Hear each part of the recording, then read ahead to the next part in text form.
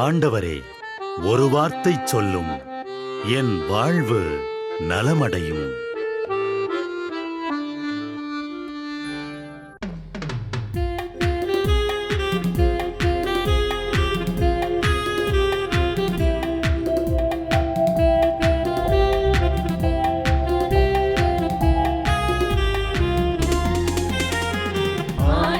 வார்த்தை வல்லமை தருவது அல்லேலூயா. ஆண்டவர் வார்த்தை வாழ்வு தருவது அல்லேலூயா. ஆண்டவர் வார்த்தை வல்லமை தருவது அல்லேலூயா. ஆண்டவர் வார்த்தை வாழ்வு தருவது அல்லேலூயா. செவிகள் திறக்கட்டும், வார்த்தை வளம் பெற இதயம் திறக்கட்டும், பண்பு வலுப்பெறும், உண்மை உணர்வுகள் வாழ்வில் புலரட்டும், நிறைவாய் வாழ்ந்திடுவோம். ஆண்டவர் வார்த்தை வல்லமை தருவது அல்லேலூயா. ஆண்டவர் வார்த்தை வாழ்வு தருவது அல்லேலூயா.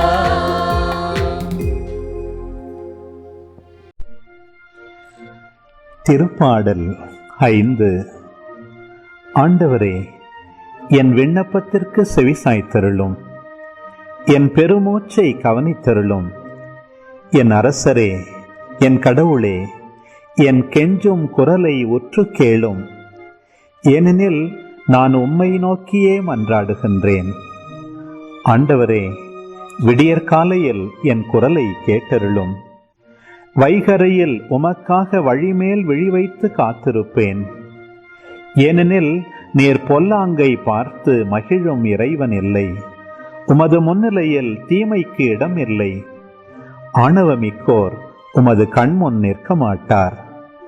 தீங்கிழைக்கும் அனைவரையும் நீர் வெறுக்கின்றீர். பொய் பேசுவோரை நீர் அழித்திடுவீர்.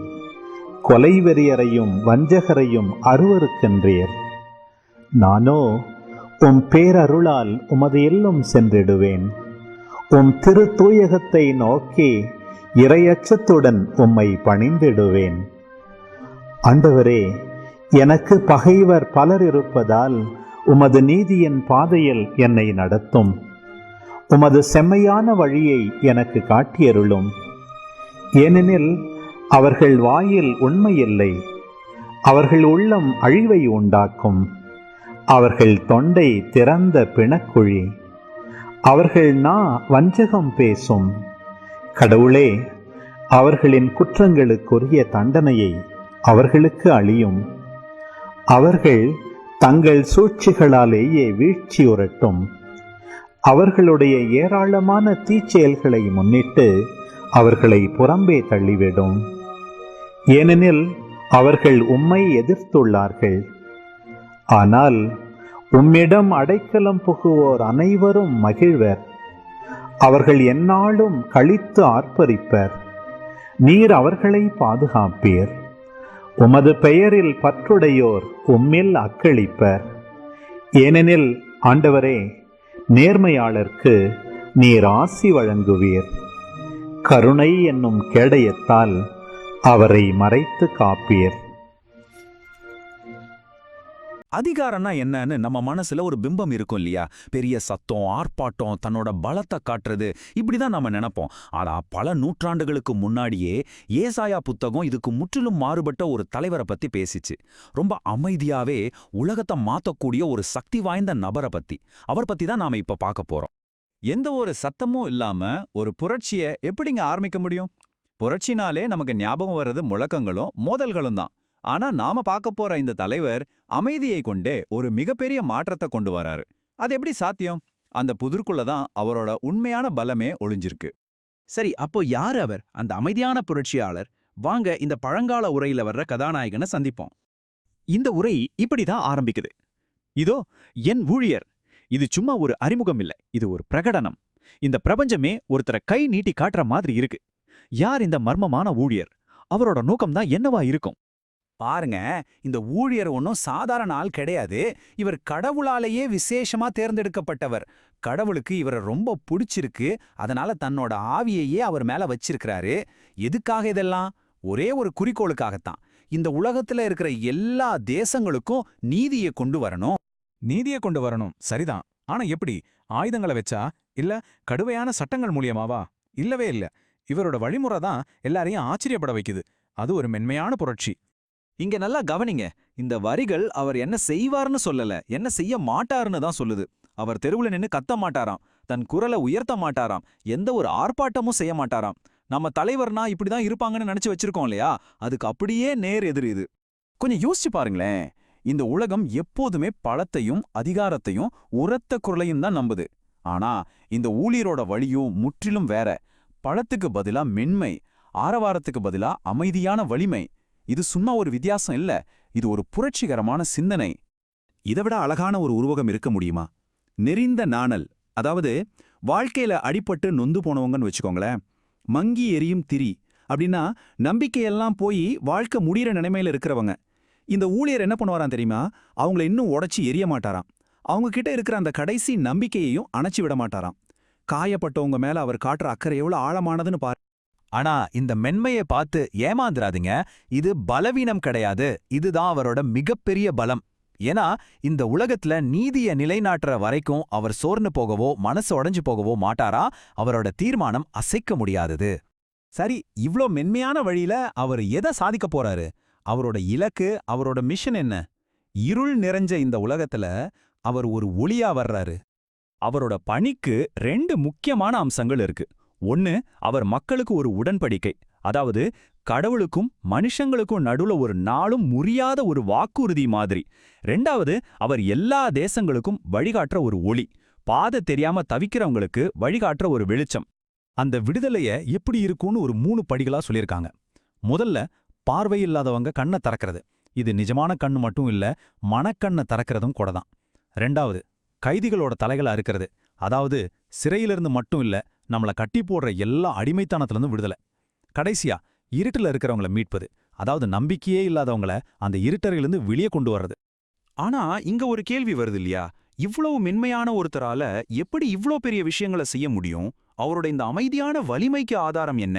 யார் அவருக்கு பின்னாடி இருக்கா? ஆமா, இந்த அமைதியான பலத்துக்கு சோர்ஸ் எது? சத்தமே போடாத ஒருத்தருக்கு உலகத்தையே மாத்திர சக்தி எங்கிருந்து வருது? பதில் அவருக்கு பின்னாடி இருக்கிற அதிகாரத்துல தான் இருக்கு. இவருக்கு பின்னாடி இருக்கிறது வேற யாரும் இல்லை. இந்த வானத்தை விரித்தவர், இந்த பூமியை பரப்பி அதுல இருக்கிற எல்லா உயிர்களுக்கும் மூச்சை கொடுத்தவர். ஆமாங்க, இந்த பிரபஞ்சத்தையே உருவாக்குனவர் தான் இவரோட பேக்கப்பா இருக்காரு. இப்ப புரியுதா அவரோட பணி ஏன் இவ்ளோ சக்தி வாய்ந்ததுன்னு? இது ஏதோ தூரத்திலிருந்து கிடைக்கிற ஆதரவு இல்ல, இது ஒரு தனிப்பட்ட நேரடியான வாக்குறுதி. கடவுளே நேரடியா சொல்றாரு, நான் உன்னோட கையை பிடிச்சு நடத்துவேன், உன்னை பாதுகாப்பேன் அப்படின்னு. இதை விட பெரிய பாதுகாப்பு வேற என்ன இருக்க முடியும்? அப்போ நாம இவ்ளோ நேரம் பார்த்த அந்த தலைவர், அவர் யார்? அமைதியானவர் ஆனா உறுதியானவர், இரக்கமுள்ளவர் ஆனா புரட்சிகரமானவர். இந்த நீதியின் மரபை நம்ம எப்படி புரிஞ்சுக்கலாம்? சுருக்கமா சொல்லணும்னா, இவர் முரண்பாடுகளின் மொத்த உருவம். கடவுளோட பிரதிநிதி ஆனா ஒரு ஊழியரா வராரு. ரொம்ப மென்மையானவர் ஆனா அசைக்க முடியாத வலிமை கொண்டவர். அவரோட இலக்கு இந்த உலகத்துக்கே விடுதலை கொடுக்கறது. அவரோட அதிகாரம் இந்த பிரபஞ்சத்தோட படைப்பாளி கிட்ட இருந்து வருது. சரி, இப்போ கடைசியா ஒரு கேள்வி. பல 100 வருஷத்துக்கு முன்னாடி எழுதப்பட்ட இந்த வரிகள் இன்னைக்கு நமக்கு என்ன சொல்ல வருது? அதிகாரம், சத்தம், போட்டி இதெல்லாம் நிறைஞ்ச இந்த உலகத்துல இந்த மென்மையான தலைமைத்துவத்துக்கு இடம் இருக்கா? இது நாம ஒவ்வொருவரும் யோசிக்க வேண்டிய ஒரு கேள்வி. திருப்பாடல் 95. வாருங்கள், ஆண்டவரை புகழ்ந்து பாடுங்கள். நமது மீட்பின் பாறையை போற்றி ஆர்ப்பரியுங்கள். நன்றியுடன் அவர் திருமுன் செல்வோம். புகழ்பாக்களால் அவரை போற்றி ஆர்ப்பரிப்போம். ஏனெனில் ஆண்டவர் மாண்புமிகு இறைவன், தெய்வங்கள் அனைத்திற்கும் மேலான பேரரசர். பூவுலகின் ஆழ் பகுதிகள் அவர் தம் கையில் உள்ளன. மலைகளின் கொடுமுடிகளும் அவருக்கே உரியன. கடலும் அவருடையதே, அவரே அதை படைத்தார். உலர்ந்த தரையையும் அவருடைய கைகளே உருவாக்கின. வாருங்கள், தாழ் பணிந்து அவரை தொழுவோம். நம்மை உருவாக்கிய ஆண்டவர் முன் முழந்தாளிடுவோம். அவரே நம் கடவுள், நாமோ அவரது மேய்ச்சலின் மக்கள். நாம் அவர் பேணி காக்கும் ஆடுகள். என்று நீங்கள் அவரது குரலுக்கு செவி கொடுத்தால் எத்துணை நலம். அன்று மெரிபாவிலும் பாலை நிலத்தில் மாசாவிலும் செய்தது போல் உங்கள் இதயத்தை கடினப்படுத்திக் கொள்ளாதீர்கள். அங்கே உங்கள் மூதாதையர் என்னை சோதித்தனர். என் செயல்களை கண்டிருந்தும் என்னை சோதித்து பார்த்தனர். 40 ஆண்டளவாய் அந்த தலைமுறை எனக்கு வெறுப்பூட்டியதால் நான் உரைத்தது. அவர்கள் உறுதியற்ற உள்ளம் கொண்ட மக்கள், என் வழிகளை அறியாதவர்கள். எனவே நான் சினமுற்று, நான் அளிக்கும் இளைப்பாற்றியின் நாட்டிற்குள் நுழையவே மாட்டார்கள் என்று ஆணையிட்டு கோரினேன். புனித வாரம் ரொம்பவே ஆழமான சிந்தனைகளுக்கான ஒரு நேரம் இல்லையா? இன்னைக்கு நாம பைபிள்ல இருந்து ரொம்ப சக்தி வாய்ந்த 2 நிகழ்வுகளை எடுத்து அது எப்படி ஒன்னோட ஒன்று இணைதுன்னு பார்க்க போறோம். ஒன்று பெத்தானியாவில் நடந்த ரொம்ப உணர்வுபூர்வமான ஒரு சம்பவம். இன்னொன்று பல 100 வருஷங்களுக்கு முன்னாடியே ஏசாயா சொன்ன ஒரு தீர்க்க தரிசனம். இந்த 2க்கும் என்ன சம்பந்தம்? வாங்க பார்க்கலாம். இந்த ஒரு வரியே போதும், நம்மள நேரடியா அந்த இடத்துக்கே கூட்டிட்டு போயிடும். கொஞ்சம் கண்ணை மூடி யோசிச்சு பாருங்களேன். பெத்தானியாவுல ஒரு வீடு, அங்க இயேசு இருக்காரு. அந்த அறை முழுக்க ஒரு தெய்வீகமான நறுமணம் பரவி கிடக்கு. இந்த வாசனை தான் நம்மளோட இந்த சிந்தனைக்கு ஆரம்ப புள்ளி. ஆனா இந்த வாசனை எங்கிருந்து வந்துச்சு? சரி, நம்மளோட முதல் பகுதி விலையுயர்ந்த ஒரு அர்ப்பணிப்பு. இயேசு பெத்தானியால ஒரு விருந்துல இருக்காரு. அங்கதான் யாரும் மறக்க முடியாத ஒரு அர்ப்பணிப்பு நடக்க போகுது. மரியா பயன்படுத்தினது ஏதோ சாதாரண தைலம் கிடையாது. அதுக்கு பேரு இலாமிச்சை. இது ரொம்ப ரொம்ப அரிதான விலையுயர்ந்த ஒரு நறுமண தைலம். இமயமலையிலிருந்து கொண்டு வரப்பட்ட இந்த தைலம் ஒருத்தரோட செல்வத்தையே குறிக்கிற ஒரு சின்னமா இருந்துச்சு. மரியா செஞ்ச செயலோட மகத்துவத்தை புரிஞ்சுக்க இந்த தைலத்தோட மதிப்பு நாம முதல்ல தெரிஞ்சுக்கணும். மரியா என்ன செஞ்சாங்கன்னு பாருங்களேன். முதல்ல அந்த விலை உயர்ந்த தைலத்தை இயேசுவோட பாதங்கள்ல ஊத்துறாங்க. அதோட நிறுத்திக்கல, தன்னோட கூந்தலையே எடுத்து அவரோட பாதங்களை தொடைக்கிறாங்க. இது ஏதோ ஒரு சடங்கு மாதிரி தெரியல. இது அன்பு, தாழ்மை, அப்புறம் முழுமையான அர்ப்பணிப்போட ஒரு சக்தி வாய்ந்த வெளிப்பாடு. சரி, அந்த தைலத்தோட மதிப்பு எவ்வளோ இருக்கும்னு நினைக்கிறீங்க? 300 தினாரியம். அப்பா, அது எவ்வளோ பெரிய தொகை தெரியுமா? ஒரு சாதாரண தொழிலாளி ஒரு வருஷம் முழுக்க நாள் தவறாம உழைச்சு சம்பாதிக்கிற மொத்த பணத்துக்கு சமம். சொல்லப்போனா மரியா தன்னோட வாழ்நாள் சேமிப்பையே இயேசுவோட பாதத்துல கொட்டியிருக்காங்க. அடுத்த பகுதி இருவேறு பார்வைகள். இப்போ மரியா செஞ்ச இந்த செயலை அங்கிருந்த எல்லாரும் ஒரே மாதிரி பார்க்கல. அங்க ஒரு பெரிய கருத்து வேறுபாடே உருவாகுது. அப்பதான் இயேசுவோட சீடர்கள்ல ஒருத்தனான யூதாஸ் இப்படி கேக்குறான். கேட்கறதுக்கு ரொம்பவே நியாயமான கேள்வி மாதிரி தோணுது இல்லையா? ஏழைகள் மேல ரொம்ப அக்கறை இருக்கிற ஒரு நல்லவன் கேட்கற மாதிரி இருக்கு. ஆனா இதுக்கு பின்னாடி இருந்த நோக்கம் வேற. இங்கதான் அந்த 2 பேரோட நோக்கத்துக்கும் இருக்கிற வித்தியாசத்தை நம்ம பார்க்க முடியுது. ஒரு பக்கம் மரியாவோட தூய்மையான அன்பு, இன்னொரு பக்கம் யூதாஸோட பேராசை. நற்செய்தி தெளிவா சொல்லுது, அவனுக்கு ஏழைகளை பத்தி எந்த கவலையும் இல்ல. அந்த பணத்தை எப்படியாவது திருடணும்னு தான் அவன் ஆசைப்பட்டான். இதுலேருந்து என்ன தெரியுது? ஒரு செயலை விட அதுக்கு பின்னாடி இருக்கிற நோக்கம் தான் ரொம்ப முக்கியம். சரி, இப்போ இந்த பெத்தானியா கதைய கொஞ்ச நேரம் அப்படியே நிறுத்தி வைப்போம். நாம பல 100 வருஷங்களுக்கு முன்னாடி ஏசாயா புத்தகத்துக்குள்ள போக போறோம். அங்க ஆண்டவரின் ஊழியர் அப்படின்னு ஒருத்தரை பத்தி ஒரு தீர்க்க தரிசனம் இருக்கு. யார் அந்த ஊழியர்? ஏசாயா விவரிக்கிற அந்த ஊழியரோட குணங்களை பாருங்களேன். அவர் கத்தி பேச மாட்டார், நொறுங்கி போன ஒரு நாணலை கூட முறிக்க மாட்டார். அதாவது அவர் ரொம்ப அமைதியானவர், மென்மையானவர், ஆனா மனசுல தளராத உறுதி கொண்டவர். இந்த குணங்களெல்லாம் நமக்கு யாரை ஞாபகப்படுத்துது? அடுத்ததா நீதியும் ஒளியும். இந்த ஊழியரோட தெய்வீக நோக்கம் என்ன? அவர் எதுக்காக அனுப்பப்பட்டார்? அவரோட முக்கியமான வேலை இந்த உலகத்துல உண்மையான நீதியை நிலைநாட்டுறது. ஆனா இது ஏதோ வால்முனையில வர்ற நீதி கிடையாது. இது மென்மையோடும் உண்மையான அக்கறையோடும் நிலைநாட்டப்படுற நீதி. அவரோட பணி இன்னும் விரிவடையுது. அவர் மக்களுக்கு ஒரு புது உடன்படிக்கையாகவும் உலகத்துக்கே வெளிச்சமாகவும் இருப்பார். ஒடுக்கப்பட்டவங்களை விடுதலை செஞ்சு இருட்டுல இருக்கிறவங்களுக்கு வழிகாட்டுறதும் தான் அவரோட நோக்கம். இது ஒரு பெரிய விடுதலை பயணம்னே சொல்லலாம். சரி, இப்போ நம்மகிட்ட 2 கதைகள் இருக்கு. ஒன்னு பெத்தானியாவுல மரியா செஞ்ச தியாகம், இன்னொன்னு ஏசாயா முன்னறிவிச்ச அந்த ஊழியரோட பணி. ஒண்ணுக்கொன்னு சம்பந்தமே இல்லாத மாதிரி தோணுது இல்லையா? இங்கதான் இந்த 2 கதைகளும் ஒரு புள்ளியில வந்து இணையுது. அது என்ன புள்ளி? அடுத்த பகுதி அடக்கத்திற்கான அபிஷேகம். நம்ம கேட்ட கேள்விக்கான பதில வேற யாரும் இல்ல, இயேசுவே சொல்லப் போறாரு. மரியா செஞ்ச அந்த செயலுக்கு அவர் ஒரு புது தீர்க்க தரிசனமான அர்த்தத்தையே கொடுக்கறாரு. இதோ இயேசு சொன்ன அந்த முக்கியமான வார்த்தைகள். என் அடக்க நாளை முன்னிட்டு அவர் இதைச் செய்யட்டும். பாத்தீங்களா? யூதாஸ் அதை பணத்தோட மதிப்புல பார்த்தான். மத்தவங்க அதை ஒரு வழிபாடா பார்த்தாங்க. ஆனா இயேசு மட்டும்தான் அதை தன்னோட மரணத்துக்கும் அடக்கத்துக்கும் ஒரு தயாரிப்பா, ஒரு தீர்க்க தரிசன செயலாக பார்த்தார். இப்ப புரியுதா உங்களுக்கு? மரியாவுக்கு ஒருவேளை இது தெரிஞ்சு நடந்ததோ இல்லையோ, ஆனா அவங்க செஞ்சது வெறும் தைலம் பூசுறது மட்டும் கிடையாது. ஏசாயாவால முன்னறிவிக்கப்பட்ட அந்த மென்மையான ஊழியரை, இந்த உலகத்தோட நீதிக்காகவும் விடுதலைக்காகவும் தன்னை தியாகம் செய்ய போற அந்த ஊழியரை அவரோட இறுதி பயணத்துக்காக அபிஷேகம் செஞ்சிருக்காங்க. இதுதான் இந்த நிகழ்வோட உச்சகட்டமான புரிதல். இந்த ஒரு நிகழ்வு எப்படிப்பட்ட விளைவுகளை ஏற்படுத்துச்சுன்னு இந்த அட்டவணை காட்டுது.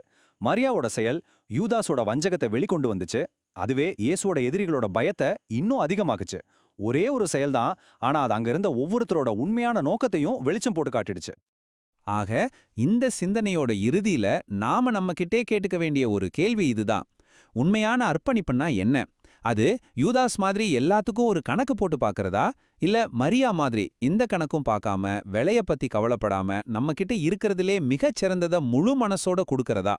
இந்த புனித வாரத்துல நாம எல்லாரும் சிந்திச்சு பார்க்க வேண்டிய ஒரு ஆழமான கேள்வி இது.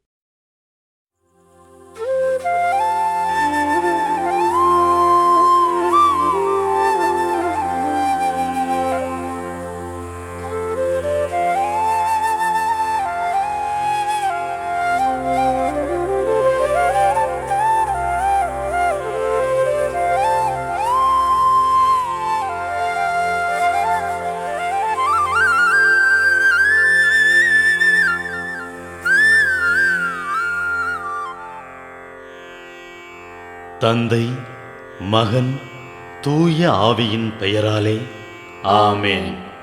வானகத் தந்தையே இறைவா, உம்மை போற்றுகிறோம். இயேசுவே ஆண்டவரே, உம்மை போற்றுகிறோம். தூய ஆவியானவரே, உம்மை போற்றுகிறோம். மூவொரு இறைவா, உம்மை போற்றுகிறோம். அருள் நிறை மரியே, எங்கள் ஆண்டவரின் தாயே, உம்மை போற்றுகிறோம். எங்கள் வானக தந்தையே இறைவா, கடந்த இரவு முழுவதும் எங்களை காத்து கண்ணயரச் செய்த உமது அருள் அன்புக்காக நன்றி கூறுகிறோம். நீர் தந்த இந்த புதிய நாளுக்காக நன்றியோடு உம்மை போற்றுகிறோம். எங்கள் வாழ்வில் ஒரு நாளை கூட்டித் தந்தமைக்காக உமக்கு நன்றி கூறுகிறோம். எங்கள் இயேசுவே ஆண்டவரே, காலைதோறும் உமது அருளன்பால் இரக்கத்தால் எங்களை நிரப்புவதற்காக நன்றி கூறுகின்றோம். இந்த நாளில் நீர் எங்கள் மீட்பராகவும் ஆண்டவராகவும் நல்ல ஆயனாகவும் இருந்தருளுமாறு உம்மை வேண்டுகிறோம். இயேசுவே, இன்று எங்களோடு தங்கும். எங்களை எமது விருப்பப்படியன்று உமது திருவுளப்படியே வழிநடத்தும். எங்கள் தொழிலை, முயற்சிகளை, உழைப்பை, படிப்பை, வேலைகளை ஆசீர்வதியும். தூய ஆவியானவரே, எங்கள் வழித்துணையாளரே, இன்று முழுவதும் எங்கள் ஞானமாய், ஆற்றலாய், சக்தியாய் இருந்தருளும். தீமைகளை வெல்ல இந்நாளில் எங்களுக்கு மன உறுதியை தாரும். எங்களை சந்திப்பவருக்கு அமைதியை, அன்பை, ஆறுதலை கொடுக்கும்படியாக எங்கள் உள்ளங்களையும் இல்லங்களையும் உமது தெய்வீக அமைதியால், அன்பால் நிரப்பியருளும். மூவொரு இறைவா, இந்த நாளையும் எங்களையும் எங்கள் எண்ணங்களையும் செயல்பாடுகளையும் பயணங்களையும் ஆசீர்வதியும். நாங்கள் சந்திக்கும் மனிதர்கள், எங்கள் குடும்பத்தார், உற்றார் உறவினர், எங்கள் நண்பர்கள் மற்றும் எல்லோருக்கும் துணையாயிருந்தருளும். மேலும் உடல் நலம் குன்றியோர், துயருறுவோர், கைவிடப்பட்டோர், தனிமையில் வாடுவோர், எளியோர், படிக்கும் மாணாக்கர்கள், ஆசிரிய பெருமக்கள், அரசு அலுவலர்கள், நாட்டுத் தலைவர்கள், விவசாயிகள், கடலில் பணிபுரிவோர், பிற தொழில் செய்வோர், துறவிகள், பங்கு தந்தையர், எங்கள் மறைமாவட்ட ஆயர், ஏனைய ஆயர்கள், திருத்தந்தை ஆகிய அனைவரையும் இக்காலை பொழுதில் உம் திருப்பாதம் ஒப்படைக்கின்றோம். அனைவரையும் ஆசீர்வதித்து பாதுகாத்து வழிநடத்தியருளும். அம்மா மரியே, எங்கள் ஆண்டவரின் தாயே, உம் கருணை மிகு அருட்பார்வை எனும் அடைக்கல கோட்டைக்குள்ளே இன்று முழுவதும் எங்கள் ஒவ்வொருவரையும் அரவணைத்து எந்த சூழ்நிலையிலும் உம்மையும் உம் திருமகன் இயேசுவையும் விட்டு பிரியாதபடி எங்களை பாதுகாத்து வழிநடத்தி அருளும். எங்கள் நல்ல தந்தையே, கேட்டதெல்லாம் கிடைக்கும் என்ற தளராத உறுதியோடும் விசுவாசத்தோடும் எங்கள் அன்னையாம் மரியாளின் பரிந்துரையில் நம்பிக்கை வைத்து இந்த மன்றாட்டுக்களை எங்கள் ஆண்டவராகிய இயேசு கிறிஸ்து வழியாகவும் தூய ஆவியானவர் வழியாகவும் உம்மிடம் சமர்ப்பிக்கின்றோம். எங்கள் வானகத் தந்தையே, போற்றி போற்றி. எங்கள் ஆண்டவராகிய இயேசுவே, போற்றி போற்றி. தூய ஆவியானவரே, போற்றி போற்றி. மூவொரு இறைவா, போற்றி போற்றி என்று போற்றி மகிழும் எங்கள் இதயத்தை உமது தெய்வீக வல்லமையால் நிரப்பி இந்த நாள் முழுவதும் எங்களை பாதுகாத்து வழிநடத்தியருளும் எங்கள் நல்ல தந்தையே. ஆமென்.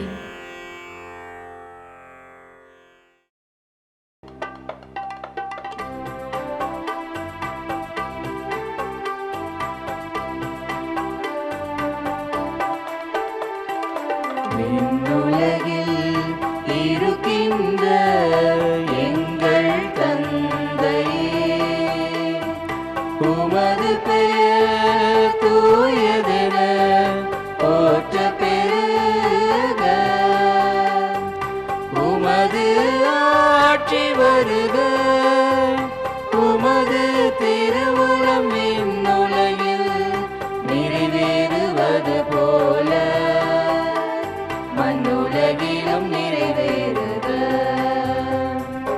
எங்கள் அன்றாட உணவை இன்று எங்களுக்கு தாரும்.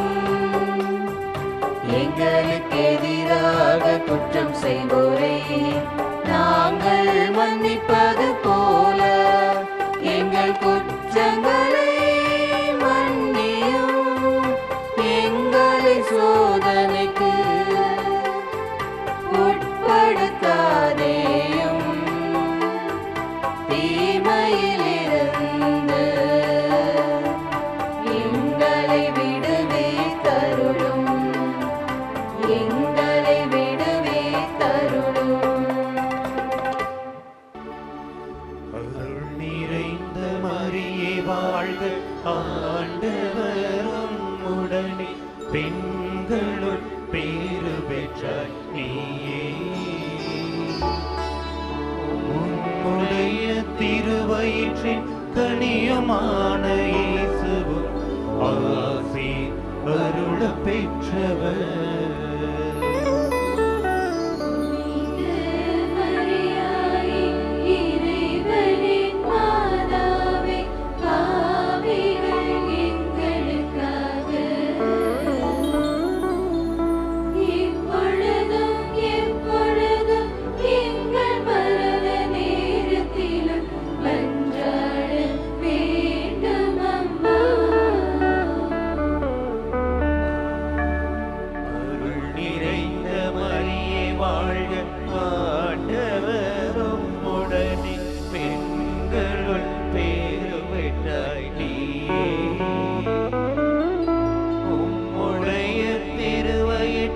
கனியுமான இயேசுவும் ஆசி அருள பெற்றவர்.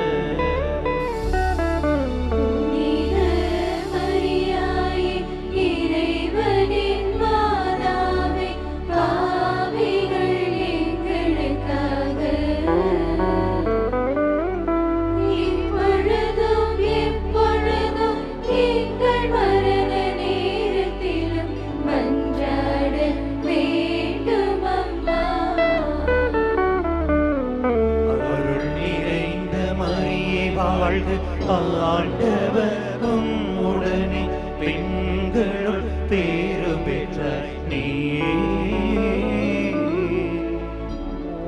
உடைய திருவயிற்றில் கனியுமான இயேசுவும் ஆசி அருள பெற்றவர்